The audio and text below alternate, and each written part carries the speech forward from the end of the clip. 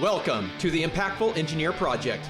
I'm Steve Maxey, and with my co-host and brother Jake, we are here to bring you guidance, fresh ideas, and the tools to help you become an impactful engineer.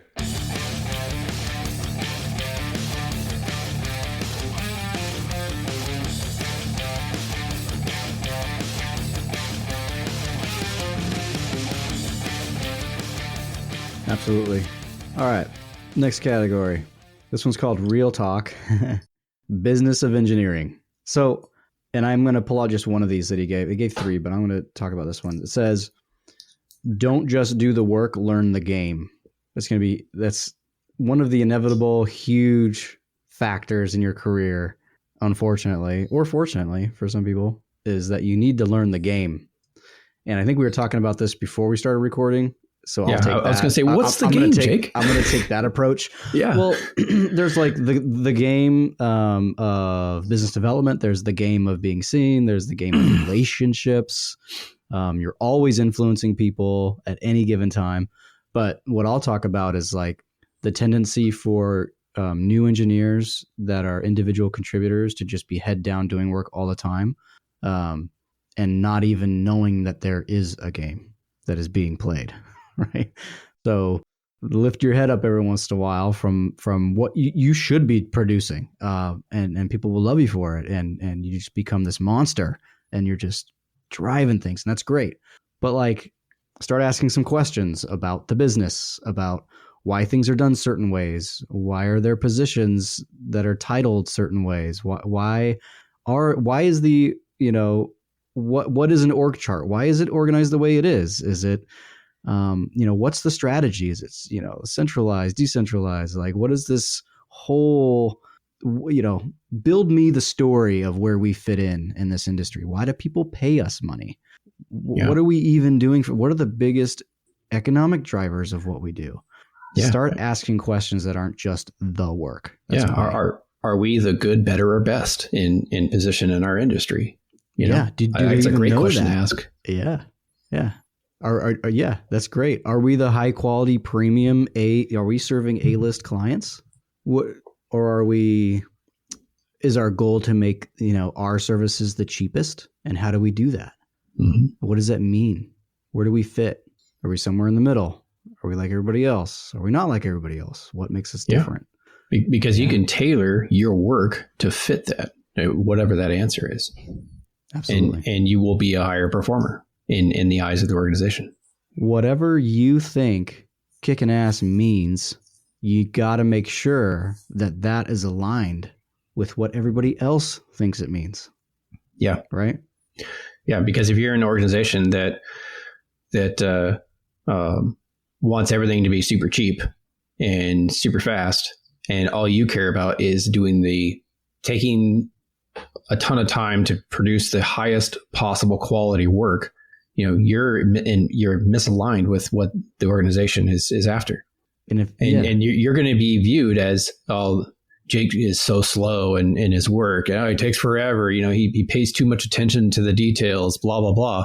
And they're going to think that you're a low performer, even if you're doing fantastic work, but you're misaligned to the objective of the work that they want to do. Yep. Man, they burns the budget all the time on every job. That could be said easily. So you want to kind of be aligned. To which I would say, well, then why aren't you telling this person that they're doing that, one, and that the goal is not to do that, two, and that three, how the hell do we improve? What are the actions we're supposed to take to do better? Yeah, absolutely. Right? Yeah. I mean, that's called feedback. But anyway, learn the game. So just take time to ask questions, right? As soon as you have someone's ear, maybe ask a question or two. All right. Let's see. Dude, he gave us a lot. So tools and workflows. What are you talking about? Why you should, so this is what he says, why you should create a personal SOP for every project type. This comes down to systems, I think. Yeah, it does. Because different types of projects are going to be most successful if you do them a certain way. And if you can be consistent in that, you will be able to burn through those projects a lot faster and still produce the high quality results that are needed. Yeah. Period. Yep. Simple. This is like purely execution. This is efficiency. Mm-hmm. Yeah. It's the checklist. Yep. Checklists. And you can, if you bring new people in, how do you train those people, right? What is it? The educate, demonstrate, and what's the other word that rhymes with that? I have no idea. Anyways, I have no idea. Yeah. So somebody watching you do it, and then they know why, and then they can demonstrate it. Well, no, and then they can teach them how to do it, right? And then you demonstrate it, so they watch you do it, and then now they do it while you watch, right? So you observe them doing it, and then after that, they should be able to execute on that thing, right? So, and a lot of people approach it like a set it and forget it training method. Like, oh, here's the library, that should be good enough. Yeah. Like, I would love to see more. I think it was like the joy of work or joy at work or something. And it was like programming. Gosh, I can't remember, but they would do teams. So they had programmer pairs and they worked together side by side, teaching, demonstrating, improving, asking questions. Their partner would know the answer most of the time when someone else didn't. Right. I'd love to see more of that in Revit production and calculations and even down to like, how do you organize a project folder? Like, where do you put the photos? What do you name them? What order should they be in? What's the SOP for taking photos? Like, I think people should be exposed to all that stuff all the time. And just templates galore. Yeah. Right. You can just have a template for everything. You can templatize your way into hell, but it also like there's a balance. I think that there's a big opportunity there. You've got to be a little careful. I know what you mean. Like it can get confusing if you just have too much of that. Especially when no one's training to the templates. Yeah. Like, it's one thing to have systems in place, but nobody talks about it or reinforces it or gives feedback on them. Yeah, no, that's fair. Yeah. So you got to add that. It's an and kind of thing. Mm-hmm. Do the checklist and the templates and everything, but then actually like teach to those things and reference those things. Yeah. Yeah. But adopting those things as a younger engineer for yourself, so that when you have that same typical type of process, like for me, building a panel schedule, you can check everything. You've got the calculated load, the demand load, you're checking the bus rating, the main breaker MLO, the KIC rating, the branch circuit wiring sizes, what conduits. You have tables for all the stuff. Is it flush or surface mount? Does it have the clearance in front of it? You've got the checklist. Yeah. Just boom, boom, boom, boom, boom, boom, all the way down. So something popped in my head real quick, a slight tangent that's kind of related. Something that I recommend every new grad that we hire is start your career Excel file, right? Where you have an Excel document that every time that you need to create a calculator or have a large database table that's like a lookup thing, like say you have material properties or, how to analyze stress strain, whatever, just every time that you create these Excel things, add it as a tab into your Jake's personal engineering Excel, whatever, engineering document. And what that allows you to do is over the course of your career, it automates a lot of the thinking, the execution, and standardizes the way you do things. Like you just become way more efficient at doing your day-to-day operations, if that makes sense. And I think every really experienced engineer has this Excel that they always, I have one, right? Yeah. I have all sorts of tools. Yeah. And templates. And I share it all the time. I'm here. even, for me, drawing notes. It's like, dude, I should not be coming up with new general notes every single time. Exactly. To every project. Yep. I have a drawing notes tab. And yet it's what I see most. It's what I see happen the most. Mm-hmm. And then you forget things. And then I could write the same note week after week over and over, and it'll be different every time. Why wouldn't I write one singular template of a note that conveys exactly what I want it to convey, that is used on every job, and it just comes with the drawing when it's created? I don't have to think about putting it in. It's just there, right? So these things will help you in your career big time. Even if you have to do it yourself, it's not a part of the system. of the company you're in, but you've got a system. So when they say, oh, I need a 1-line diagram for this project, you're like, I'll give it to you tomorrow, because you've got your feeder table, you've got the conduit sizes, you've got fill calcs, you've got the bus already, you've got an AutoCAD file sitting on your desk and a Revit version that gets you 90% of the way there every single time. And you're just like, load in, edit some stuff, put the feeders on there, and you send it back. And they're like, oh, this looks great. This looks amazing, and they're going to think that you created it from scratch for this specific project. They're like, no, I used a template that was already built. Yeah. Yeah. For things that you do a lot of, you should never create something from scratch more than once. Yep. Right. You should be able to rinse and repeat over and over. And the further in your career you get, the less things that are new, right? Because you're going to see so many of the same things over and over, and you're like, oh, I got a template for that. Hey, my fellow impactful engineers, if there's one thing that you could do to help out this community, it's to keep listening to the podcast, but also if you found value in it, to share it with one person, give us a 5-star review, or even leave a text review. It'll only take a few seconds of your time. Find that person that you think could enjoy some of this or learn from it, and pass on the good word. Now back to the show. And here's one skill that will be super good for your stack of skills. If you can take and be disciplined and use the extra time, because here's what happens. You get it done, and then you want to move on immediately to the next thing. This thing's done. I don't want to look at it anymore. If you take the extra 15 minutes to turn the thing that you created into a template, put it somewhere that you'll remember to use it, just go the extra mile. Yeah. That is a differentiator between an individual contributor and a manager and a leader. That's one of the things that I have noticed within myself and with others, is that you have the skill of taking the time to follow all the way through. And I'm talking about like QA QC process. This is the 5th round. You're at the end of the day. It's 5:27 p.m. It's Friday. You're reviewing the thing, and you cross every single review comment off with what you're supposed to cross it off with, so that it's properly organized and recorded. And you don't, just even that last page. Oh, everything looks good. You close it out without signing off on it, without saying it was good and that you looked at it. I'm talking even that to the last period. If you can train yourself to do that under those conditions and stick it out and be disciplined, that's going to be hugely beneficial. And that is a highly sought after, if not openly recognized, skill of high achievers. Yeah. Yeah. And kind of tying with that is at the end of a big project, taking the time to put together a lessons learned, Yep. And what went wrong and what went right? And then, okay, what can I take from this project that went really well and standardize it moving forward for new projects? And actually follow through. Yes. It's that last bit. You're like, this is a really good idea. Oh, there's a fire over there. Okay. And that really good idea just goes poof.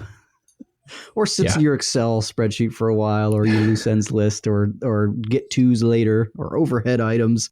And then eventually you get tired of seeing it and you delete it. Yeah. Yep. And if you need to schedule time on your calendar, at the end of the week, at the beginning of the week, at the end of the day, the beginning of the day, it doesn't matter, to work on those things, right? Hey, every Friday I spend an hour at the end of the day making sure I follow through on those last lessons learned and establishing new ideas, et cetera, to wrap up that week, because it's all fresh in my head, and I know how to execute on this really fast, and I can just do it, but I have to set the time aside to do it. Yep. It's the taking those lessons learned you made 6 months ago when you finish the project, and then you're on the next project and you're almost done.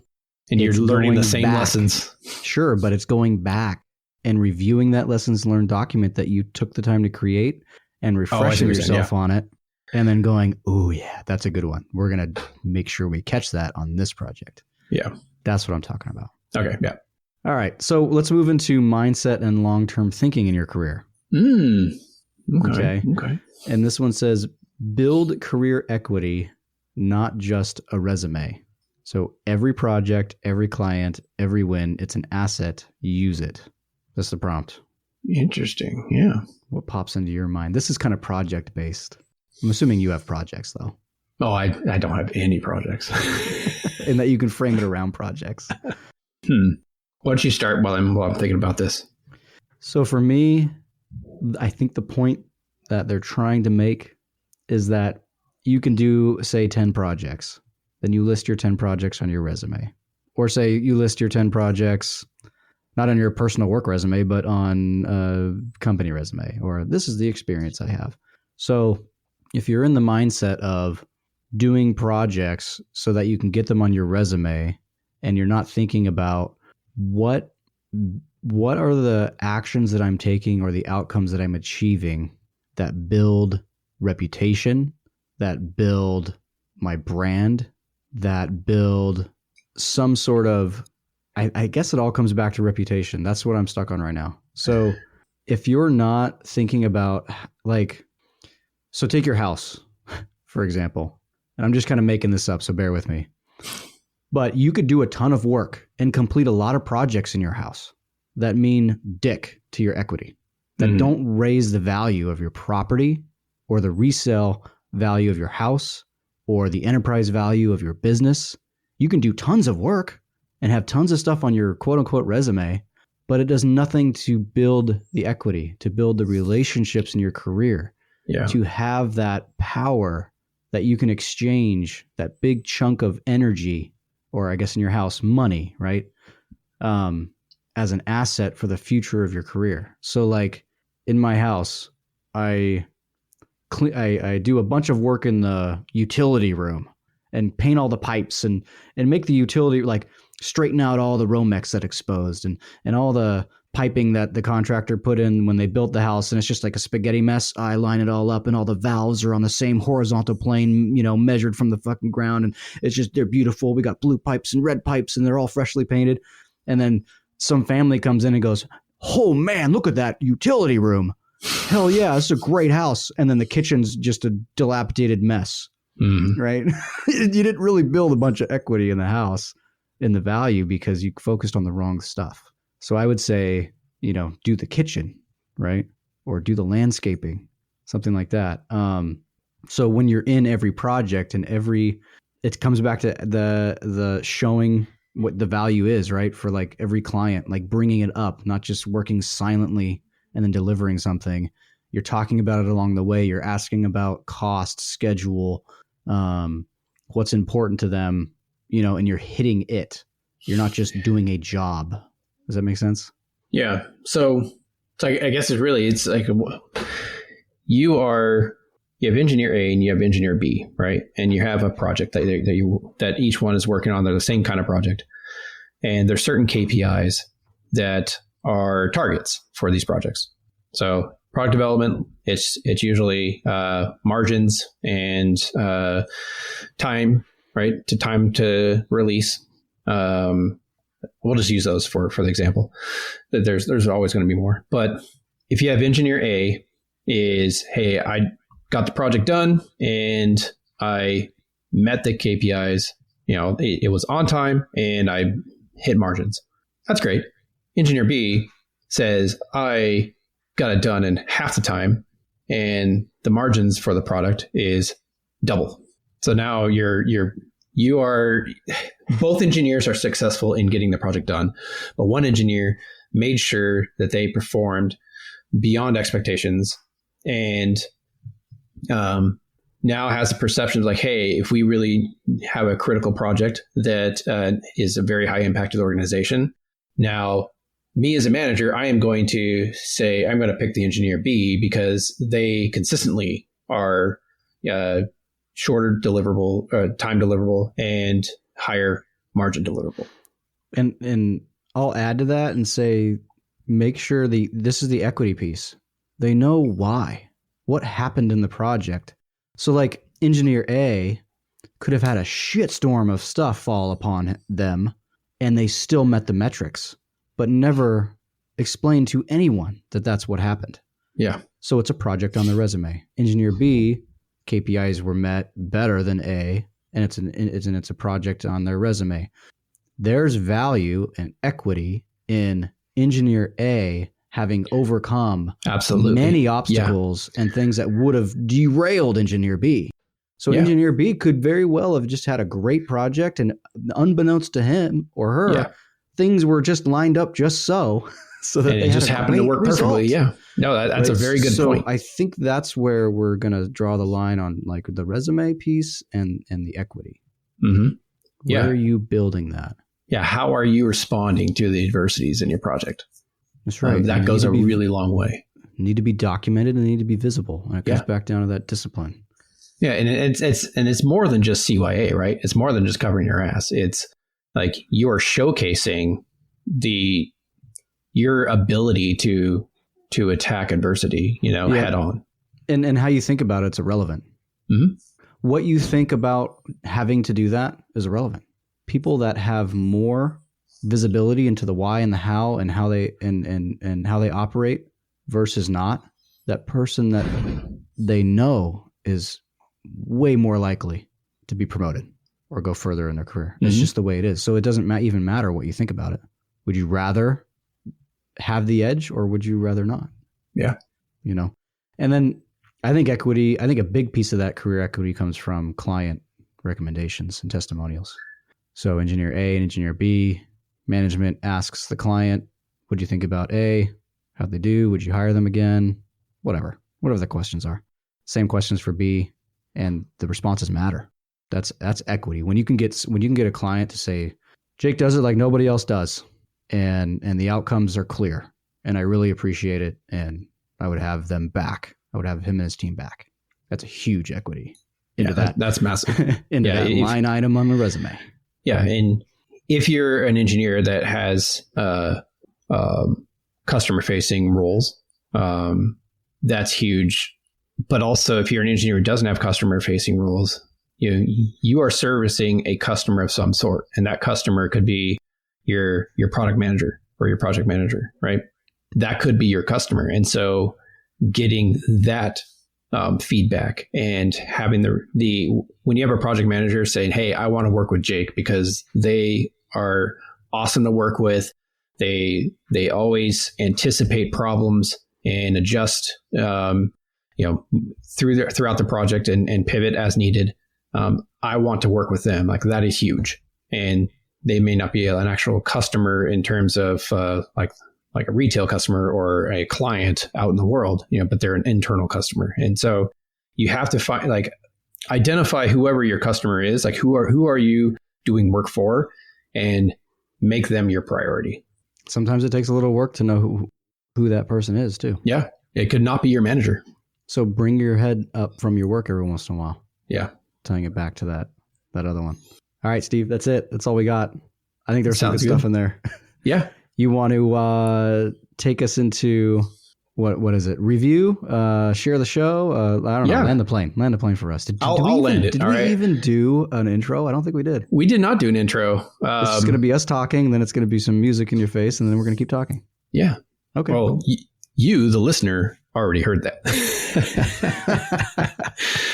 So, if you learned something today, or think someone else needs to hear our point of view, which I know you know someone, please share this show, or share what you learned and where you heard it from, right? You don't necessarily have to send them the link to the podcast, but just say, "Hey, I learned this really great concept from Jake, not Steve because he sucks." You should really check out this podcast because it's fantastic. So that's the best way that we can grow this podcast and continue to create the value and impact that we intend for the engineering community.